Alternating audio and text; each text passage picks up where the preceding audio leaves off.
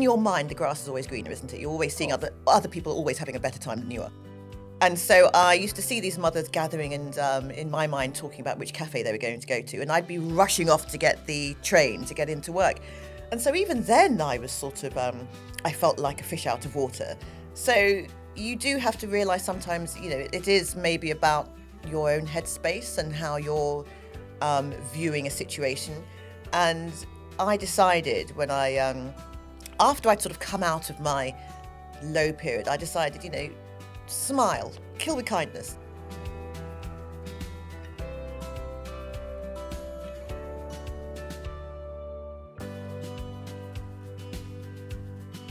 Hello and welcome to My Life in a Biscuit Tin. I'm Liz Moseley from Good Housekeeping, and we are here this morning to talk through another set of precious, treasured, super useful things that have been sourced from the extremely heart-stoppingly beautiful home of Hill House Vintage Paula Sutton. Hi, Paula. Hello. So nice to see you. We used to work together. Back in the day. I know, this is a blast from the past. It really is. So I met Paula in, I think, 1999. I first moved to London, and you were working on Elle magazine. Elle magazine, that's correct. Being the bookings director. I was the bookings director. I organised all of the shoots. I was a behind-the-scenes person.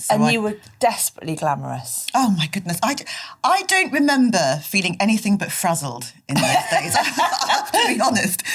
Those last years of being at Elle were a bit of a blur for me because I was juggling 3 children under a very young age and trying to make life-work balance work, and I felt I was struggling. So. And your job involved travelling a lot at the time. Travelled a lot, yes. I used to go to New York and Milan and Paris to see the shows, but also the model agencies, because it was my job to sort of like scout the next big thing that would be on the cover. Well, not so much the cover anymore because we started having celebrities on the cover, but to have, fabulous models for inside the magazine. I remember those days with such affection, and I was a little tiny baby, really, moved to London with my bad haircut and an ill-fitting suit from Next, and I turned up in this office with these incredibly glamorous women and thought, what on earth am I doing here?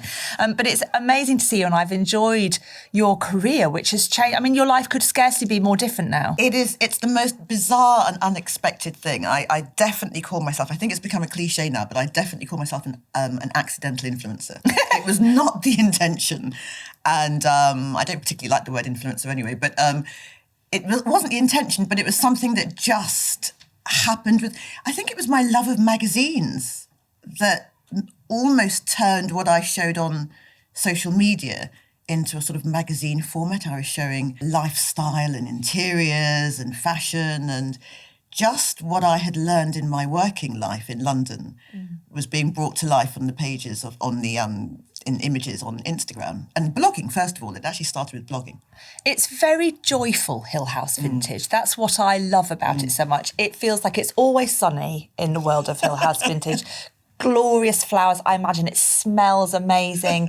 And you're usually smiling, which always is quite smiling. Unusual in Instagram world. There's a sort of real sparkly joy about it. Thank you very much. The happiness and joy is intentional. It was something that I needed to see when I first moved to Norfolk in, it was 2010. I was very unsure and uncertain of what direction my life was taking. I moved with my husband and my children. I'd given up my career, which I loved my career in fashion. And I'd given up this career and went into the unknown. Now, it was only 200 miles up the road, or if that. Not even, my parents moved across the continent. So I always say what I did wasn't that big, it wasn't that adventurous. But for me, having been a Londoner all my life, and I lived in Bristol for 3 years when I was at university. Right. But apart from that, I was from South London. And so moving to rural Norfolk was a massive, massive adventure. And for quite a while, I didn't know what I was doing or who I was or how I was meant to show up in Norfolk. I'd gone from this woman who juggled children and ran in heels to catch taxis and, jump on a double-decker bus. And I was suddenly in the middle of fields with Wellington boots and thinking, what do I do? Do you have posh wellies? I have several pairs. I have a wardrobe full of wellies, Nice. You'd be proud to know. Do you have a favourite pair? Do I have a favourite pair? Do you know, I have not been able to get the colour coordination of my fashion days out of my life. So the favourite, I just wear whatever goes with the outfit. Oh, you're thinking about... It's that specific. It's that specific. I was thinking there might be a sort of practical application of a walking welly and a gardening welly, but it's a fashion welly. I managed to merge practicality with fashion, and so I get my hands dirty in the garden. I really am doing my own gardening. I am doing the dog walks. I am, getting down and filthy, but I make it fashion. She's streets ahead. She's streets ahead of everybody. Let's have a pick of your first object that you're picking for your biscuit tin. So, I'm going to first of all pick the red lipstick, actually. So this is a red lipstick. This is by MAC, although I do use lots of different reds. And this is quite a significant thing for me because I was always known for wearing red lipstick, probably back in the day when we worked together at Elle magazine and before. It was always a signature thing for me. And then I moved to Norfolk, and as I say, I went through a period of time where I feel I lost myself a little bit. I sort of didn't know what my identity was. How could I be this fashion person who didn't have any skills beyond booking models for covers and organising fashion shoots? I was suddenly in the middle of a field. All I was doing was taking my children to the local village school. And I almost wanted to disappear a bit. And I didn't want to stand out. Now, as a black woman in rural Norfolk in 2010, I stood out anyway. There wasn't much I needed to do to stand out. But to also have the glam, the lipstick, the this, the that, felt so visible. So I stopped wearing my red lipstick. I stopped wearing clothes that I would see as joyful. And I started wearing my husband's old jumpers, the old wax jackets, and trying to just blend in and not stand out. And that went on for about 4 or 5 years. And I got increasingly depressed because it just wasn't me. And the reason I got lipstick is because I started coming alive again through blogging and writing. And as I started to sort of rediscover the style and adjust it to who I was, years later after leaving London, I remember deciding to put some red lipstick on. And that was the day I knew, my goodness, I'm feeling a bit like me again. And I don't mind that I've got this bright red lipstick when I'm doing a dog walk. I don't mind that I like to dress up doing the gardening. And it was almost like I'd rediscovered myself. So the red lipstick signifies me coming back to life again and finding the new version of Paula that was very happy in her new surroundings and had found her confidence again. Did you obviously moved to Norfolk because you fell in love with that part of the country, and it's a gorgeous... the house we see on Hill House Vintage has always been the house. That's always been the house. That's the house you moved to.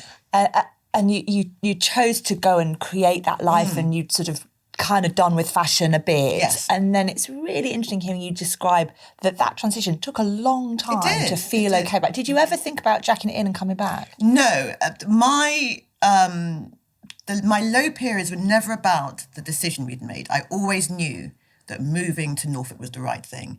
I felt at peace there. We'd come around a corner and there'd be sort of all you could see were fields, and I'd be like, oh, this is lovely. I didn't miss the hustle and bustle of London, and for a long time I didn't go back to London. But it wasn't so much my new surroundings, which I loved. I loved the tranquility. I loved the peace. It was just, who was I there?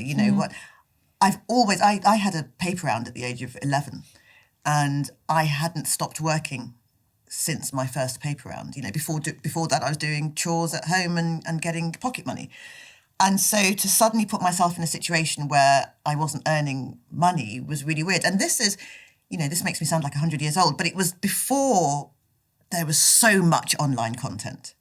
So it wasn't that I could just transfer my skills naturally at that point. I probably could now if I did the same transition now.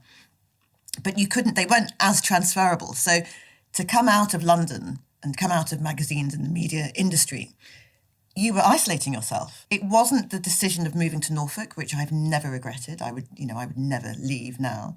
It was more, who was I going to be? How was I going to earn money? How was I going to make this work? So that was not even a regret, but it was just a conundrum. And you've very much solved that conundrum because you're so yourself, and I haven't seen you probably for 25 years, mate. Now I'm sounding 100 years old. Goodness. But you're so yourself, and the energy and everything is fabulous. And obviously now you're a writer of novels. Yes. Talk to me about Daphne. Daphne Brewster, your amazing sleuth. Yes. Daphne Brewster, for anyone who's actually read the first novel, is a version of me. She's basically a black woman who's moved from South London and moved to Norfolk.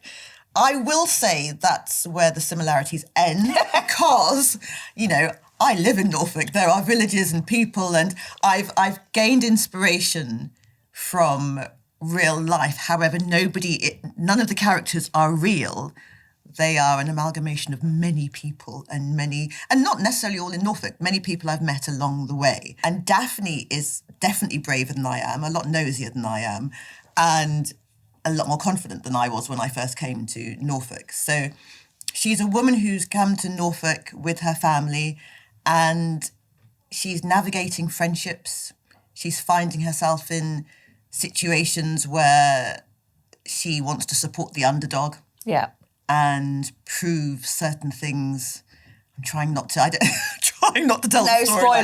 No spoilers. But she's somebody who's finding her way in a new place. And she loves this new place, but once again, she's having to rediscover herself and find her new identity. And there's a murder. It's enormous. By the way. It's enormous fun. She's definitely got a backbone, hasn't she? Yes, she's kind of come with a vibe that which really works. And you're creating a world because this is number 2. The book that's coming in May time, I think, is number 2. It's number 2.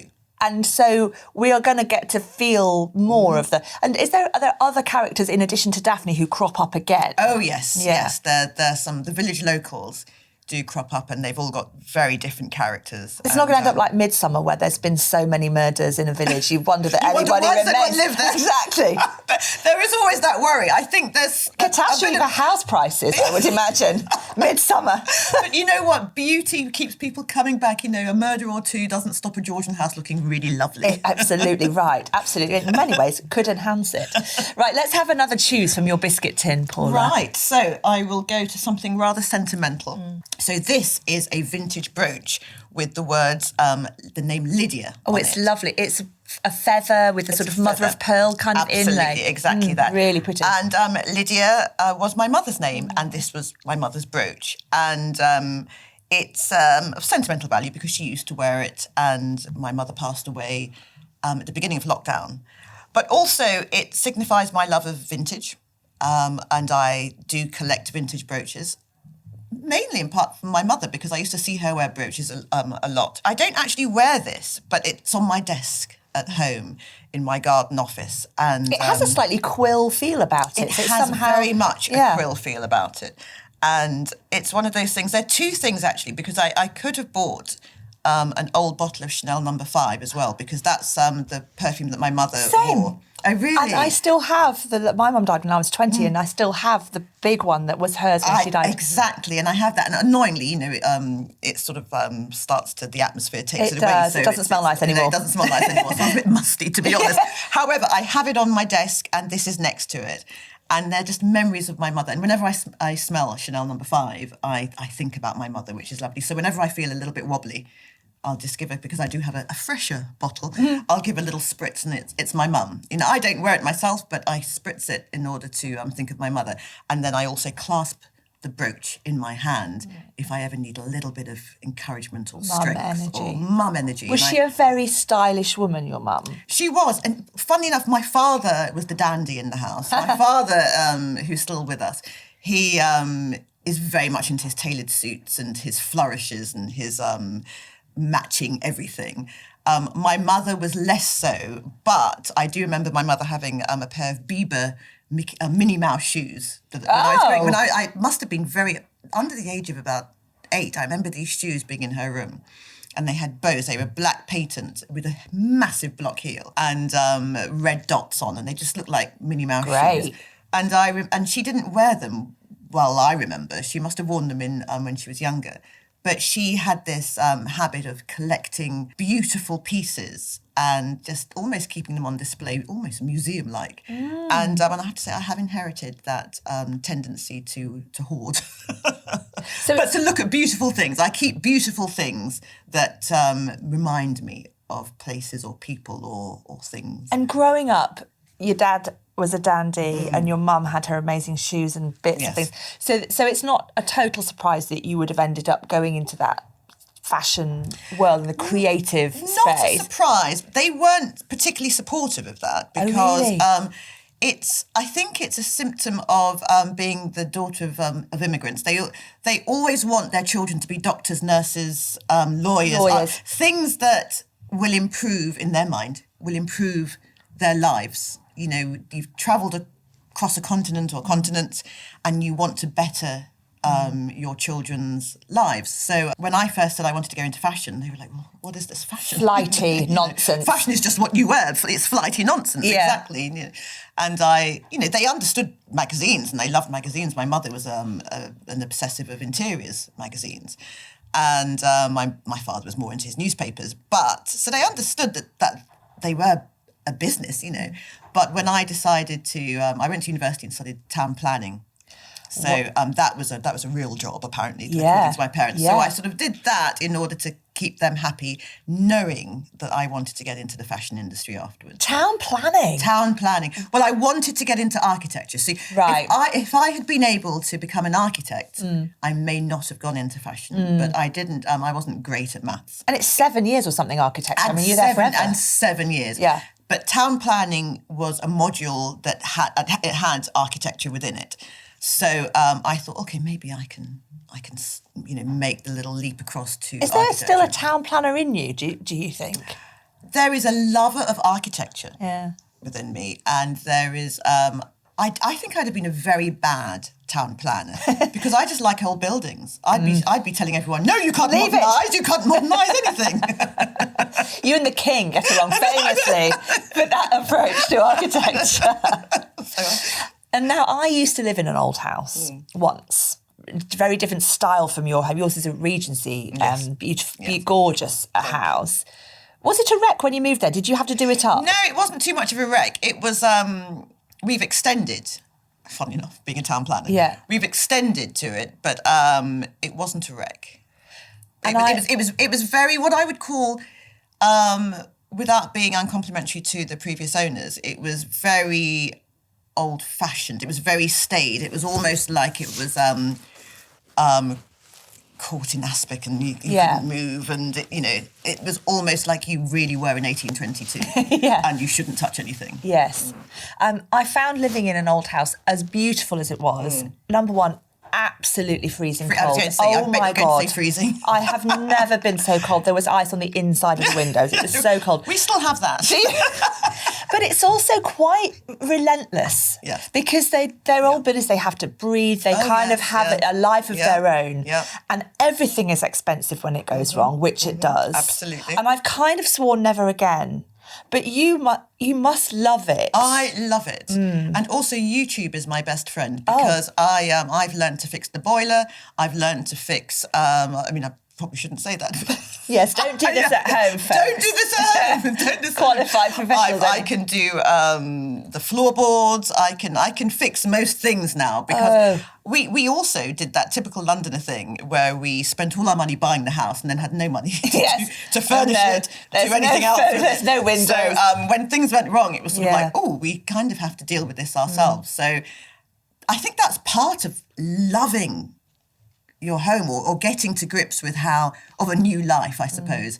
I know that house inside out. I say that, it's probably going to show me something. Yes, there'll be a new Come drip. And sting me now and go, you don't creeping don't mark know on the well, wall. do you? I really got to grips with understanding and knowing the house because if things go wrong, it's creaky, it's old, it looks, because it's a square Georgian house, it looks like it's in great shape, but it's an old, it's over Yeah. 200 years old. It's an old house. Yeah. So. Well, I'm very impressed that you can crack on with a bit of DIY. Oh, yeah, I think that's absolutely. extreme. Can I say, I think it's quite a sexy thing for women to be really good at that stuff. I think it's super and very empowering. Now, Paula, we ask our guests on My Life in a Biscuit team to say what their favourite biscuits are.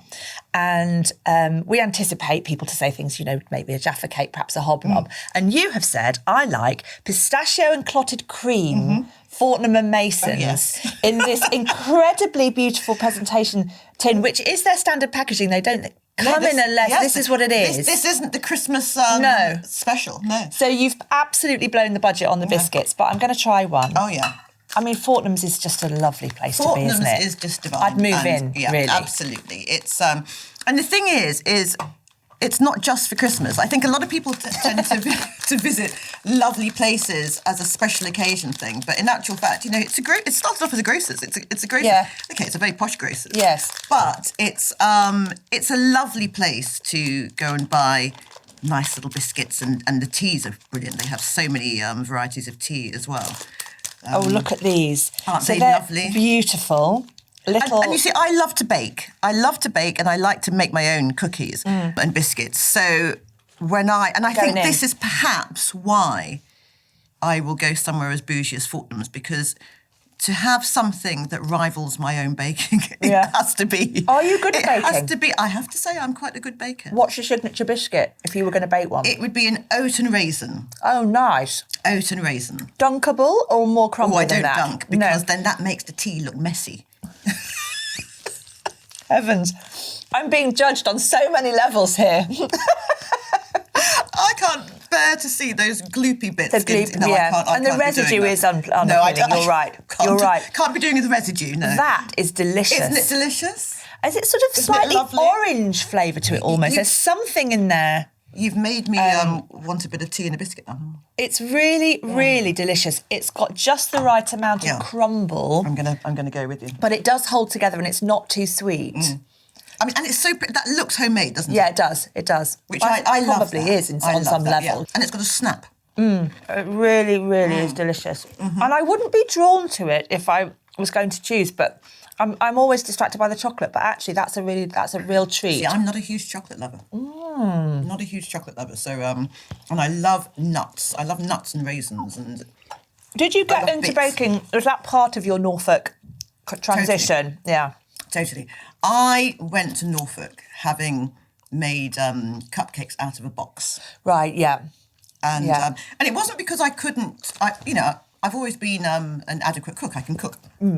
But it wasn't so much because I couldn't bake. It was more I just didn't have time. So the idea of whipping something up for the children, it came from a box. I didn't think beyond that when I was in London. Do they cook, the kids? They're big now, aren't they, your children? Yes, they're grown up now. Oh, they all cook. Yeah, they all cook. And they all bake. And I got to Norfolk and I had this romanticised image of what I was going to be like because I'd changed my life. I wanted to have the children grow up with this wonderful Enid Blyton-esque childhood. And so I was, of course, going to be Mary Poppins. I was going to be this this mother sort of like wafting around baking the whole time. So I went straight into it thinking, right, I've got to really get to grips with this baking. And for a while I was known on Instagram for my cakes because I was just baking all of the time. And it was such a joy. It was something that filled the time, but also brought me pleasure creating something and being creative. And also it was just so lovely, the children coming home every afternoon after school and like, what's the smell? What have we been baking today? And I'd literally bake every day. Lovely. I mean, that'll be a core memory for them as well, won't it? Absolutely. Have they gone scattering off now? They've scattered off the nuisances. I mean, because we moved really to Norfolk because of them. Yeah. So, and of course, you always know there's going to come a time when they are going to be doing their own thing, as they should be. But I am now going through an empty nest, which is very weird considering the whole purpose of being up in Norfolk was really triggered by having children. Yeah. And how are you finding it? I keep myself busy. Yeah. It's the only way I can not sort of mope and sit because suddenly the house seems very big. Yeah. I always remember reading a children's book to my kids when they were very young, and it was A Squash and a Squeeze. I love a squash and a squeeze. I love A Squash and a Squeeze. Yeah. And so this little old lady has this tiny house that she's moaning and moaning about. And then the goat moves in, the sheep moves in, the cow. pig moves in, the cow moves in.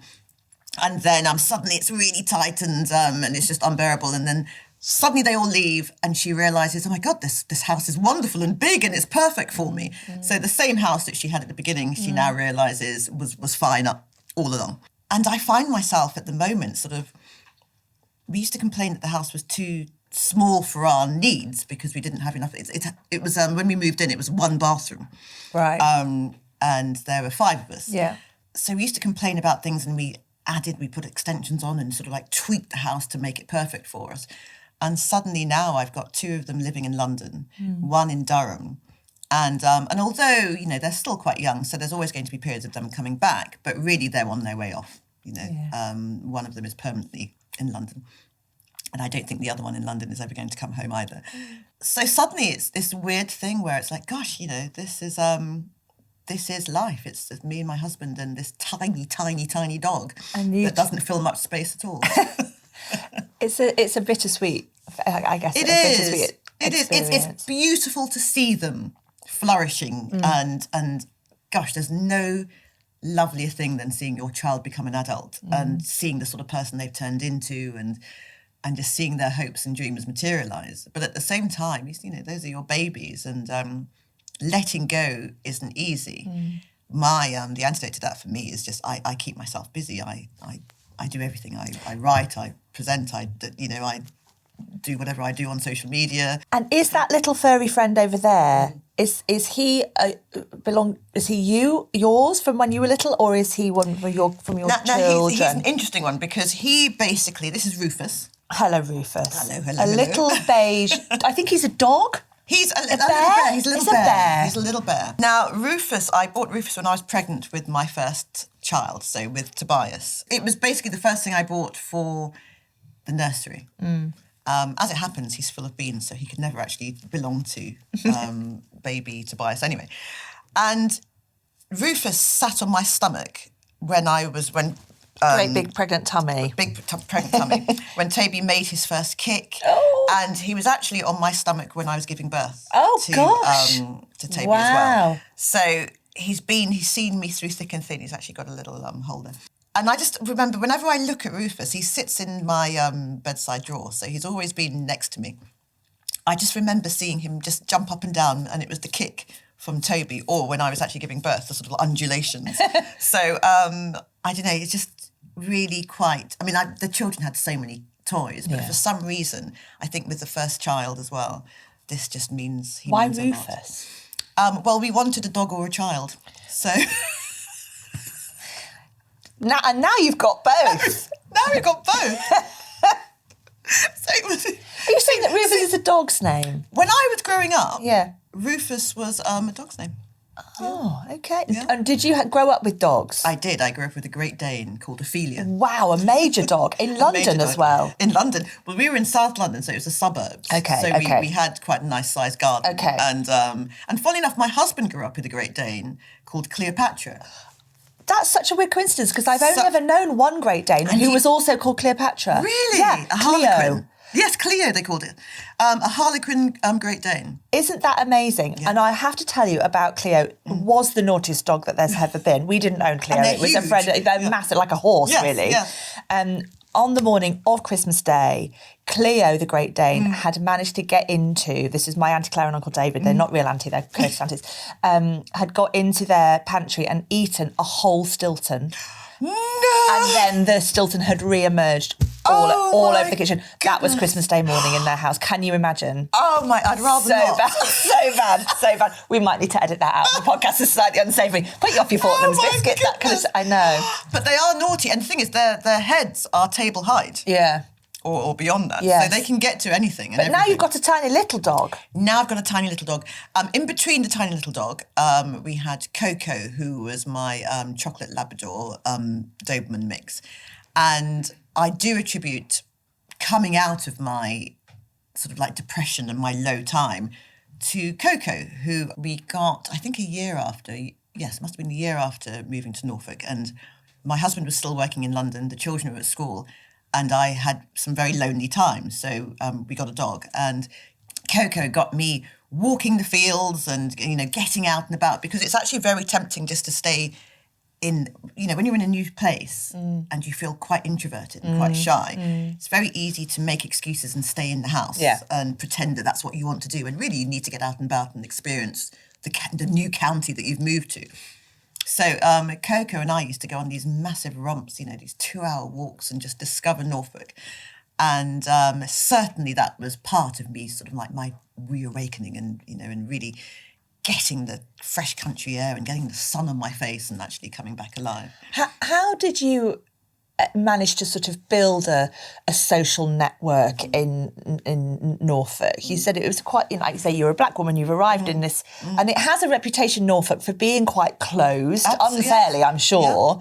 Yeah. How did you sort of piece it together? Because it is quite hard. I think it's very hard. Anyone moving to a village. It really is. And when I say, it's a small village. Yeah. This really was the old traditional version of a village. It's very fortunate if you do have young children, because of course you're forced to be at school gates. Yes, there's a ready-made gang, isn't there? There's a ready-made gang, although even that's very intimidating. You do feel like you're the first day at school yourself. There are so many things like the school fetes, and you're suddenly asked to make cakes, or you're asked to volunteer at the cake stall, or this or that and the other. And people were very, very much sort of like inclusive. They wanted you to join in. So because there were only 90 children in the school. Oh, teeny tiny school. And so you couldn't really hide too much. You couldn't get away with sort of, I used to, in the beginning, try and get there as late as possible before the bell rang, so that I didn't have to have time of standing around in the playground. But of course the children were like, no, we want to go early so we can play. So you feel guilty, and you have to let your children meet friends and become friendly. So that was an awkward period, but people were so lovely. Yeah. And maybe that sort of feeling of not fitting in, I can really relate to. In that world, the school gate world, I felt very much the same. I didn't really know. But that was really coming from me. It wasn't coming from the other people at the school gate. It was me bringing my work self and all those expectations to the and it's not necessary. You're right, because I remember being in London, and the children were at a lovely little school in West Dulwich.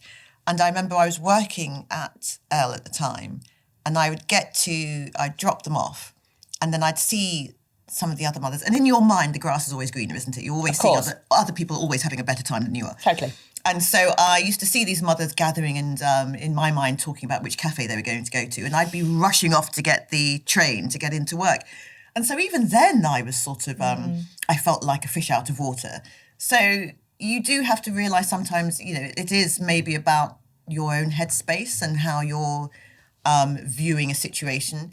And I decided when after I'd sort of come out of my low period, I decided, smile, kill with kindness. We had a local little shop, and there were 2 women there who, when you went in, seemed not the friendliest. And I used to go in and think, okay, I'm just going to be as Pollyanna as I can be, and I'd go in and go, hi, good morning, practically doing Disney princess, and eventually I wore them down, and I remember distinctively when I went in once, and it was like, hi, and they'd be hi back, and I thought, I've got them, I've cracked them. You've won.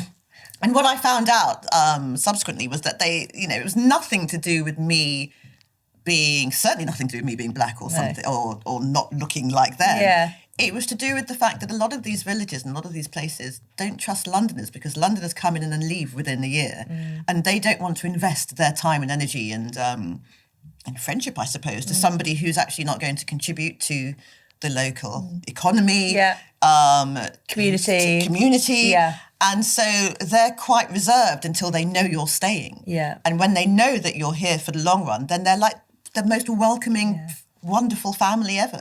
Fun. So, but you have to be prepared in the beginning that it's not just about you having a slight sense of reserve. They have a slight sense of reserve too, quite understandably. Yeah. So if you can show that you're wanting to be part of a community, then people will often give back in kind.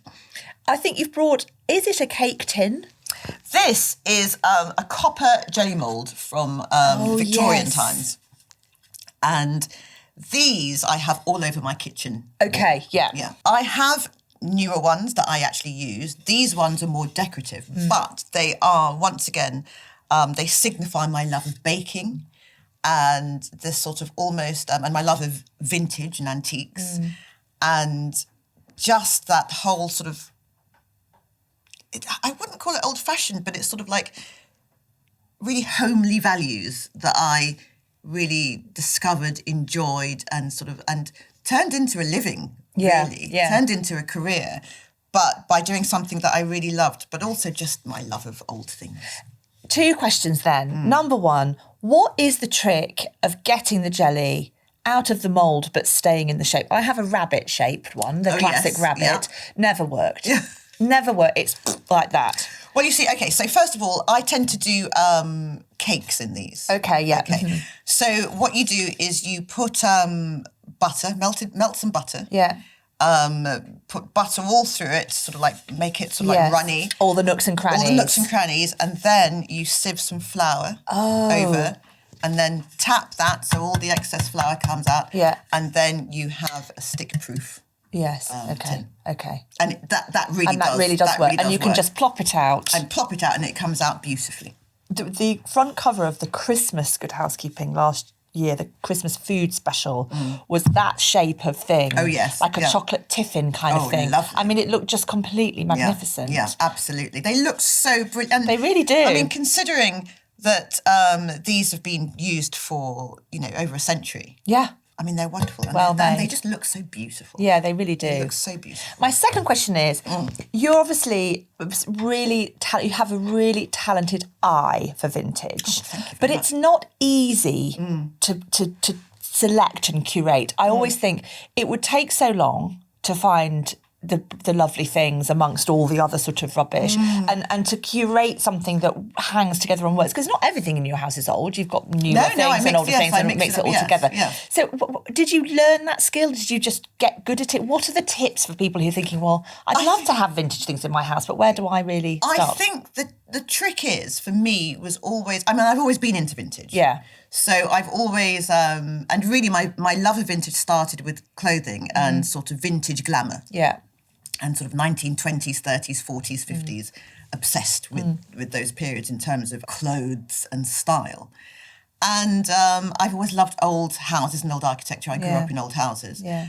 And so I think for me, it was just being drawn to things I loved and shapes. There were certain shapes that are indicative of an older period. Right. There are certain shapes that are timeless, things with a curve and a cabriole leg. There are certain elements of design that have a hint or an air of the past to them, and those are the things I'm drawn to. So even when you've got a pile of rubbish, I can see a curve or a shape or a style. Also, I think trust your colours, trust the colours that you love, trust the colour palette that, if you're into whatever colour you're into, even if you think it's modern, you'll find sort of vintage pieces that are in that that colour palette. So ceramics, you'll find a beautiful dinner service that has green or blue or pink or whatever. There is something for everyone, regardless of what colour you like, regardless of what era. And also, it doesn't have to be old vintage, it could be mid-century modern. Vintage covers so much. It doesn't have to be that you're living some Downton Abbey pretend world, which, there's not a bad thing, in my opinion. But, you could be the cool Mad Men person who has, fantastic, fabulous mid-century chair. And like my son, actually, in his new place in London, he's very mid-century, so he's developed and inherited my love of vintage, but his version of it, or the vintage style. Yes. It's not that he's got old pieces necessarily, but his version of it is far more modern. Yeah, more sort of 1950s, 1960s, 60s. Yeah, interesting. Good tips. You've also brought a book. I think that's our last I have pick. indeed. So I think it's Jane Austen. I have indeed bought Jane Austen. So I have always had a love of English literature. It was the one thing I was really good at school. And I loved writing, and I loved being in Jane Austen's world. I loved the romanticism of it. I also loved that it was always a comedy of manners. They're always the quirky, often unpleasant individuals who tended to have their comeuppance. And so I loved them, sort of like the moral humour of those sorts of stories. But also, just, my goodness, if you looked on the television, the costume dramas and how that came to life and the visuals of that, I've always loved. But I think Jane Austen was obviously, I'm not alone here, an incredible writer. Proper genius. And an incredible ability to capture different personalities and different characters. And I love that about her writing. And it's something that definitely inspired my writing. I love those quirky characters. And Sense and Sensibility, is that your favourite one? Do you know it isn't, but I couldn't find the one that was my favourite. What's your favourite? I love Persuasion. Oh, yeah. Persuasion is my absolute favourite. I love that. But I love Sense and Sensibility as well, and Pride and Prejudice, of course. But there's a really good, have you seen Lucy Worsley, it's done a Jane Austen about her houses, the houses she lived in. Absolutely. I thought that was fascinating. Lucy Worsley, by the way. Yeah, I think same. she's fabulous. Yeah. I love her ability to dress up while she's telling you all of this wonderful. Yes. That would be how I would do it. Yes, I've got to get those knickerbockers on just to really cement the look and the greatest hair clip wearer on TV, I think. Absolutely. Yeah. So we love Jane Austen. Are you wearing vintage today? This isn't vintage, but it's a bit Westwood. Most of well, no, thank you very much. No, it's actually Lena Hoschek, who is an Austrian designer. Okay. But all of her shapes and clothes are based on vintage styles, and that's how I like to dress. I like an essence of, even if it's. I mean, I wear a lot of true vintage. Yeah. But the only issue with true vintage is often they're tiny. Yes, they are. People were a lot smaller back in the day. But also, you just have to be a bit careful with wear and tear. I mean, I've got some pristine, beautiful garments that I wear a lot, but I want them to last for until the next century even. So I love wearing designers and clothes and high street that are inspired by the 1950s or 40s. Last question. Possibly unfair because I've not warned you, I'm going to ask you this, but... I'm scared now. No, don't be scared. When I lived in my old house, I lived in fear of moths. Oh, yes. And with your beautiful vintage clothes, you must have that similar fear. What's your best moth tip? Okay, well, I do have a lot of cedarwood balls. Is it? All over, and little sort of like pouches hanging from And does it work? It does. I mean, I do. It's really weird. They seem to pick and choose what they go for. Yeah. But I also have lots of dust covers, and I do hang my clothes within protection as well. But cedar balls, I think. But you have to really check that they still have that scent, because they can they lose fade it over a while. You have to time. replace them, don't you? Absolutely. I mean, that would be a nightmare. Yeah, absolutely. Terrible business. Paula, remind me the name of the new book when it comes. The Body in the Kitchen Garden. The kitchen garden. Wasn't it in the potting shed last time? Yes, it was the potting shed murder. Dangerous place, that garden. Gardening is deadly. I've actually got a tin sign that says gardening is deadly. Really good luck with it. It's been such a pleasure to find out all about your things in your biscuit tin. Paula Sutton. Thank you so much.